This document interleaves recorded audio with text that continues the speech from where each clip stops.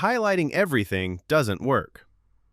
Have you ever opened a textbook and seen entire pages covered in yellow, pink, and green highlighter? At first, it feels productive, but there's a problem. When you highlight everything, nothing stands out. Your brain starts treating all the information as equally important, making it harder to identify the key concepts later. Another issue is that highlighting is a passive activity. You're looking at information, but you're not forcing your brain to recall or use it. Research has shown that passive review is much less effective than active learning strategies. So what should you do instead? First, try active recall. After reading a section, close the book and write down everything you remember from memory.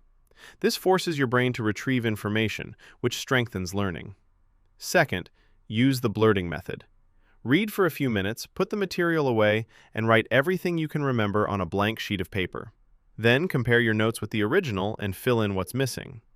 Third, use practice questions.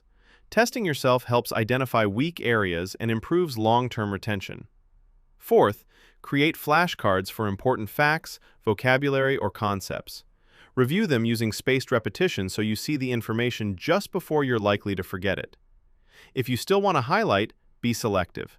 Highlight only a few key words, definitions, or main ideas, not entire paragraphs.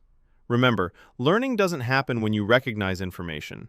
Learning happens when you can recall it without looking. So instead of highlighting everything, focus on active recall, blurting, practice questions, and flashcards. Your memory will thank you.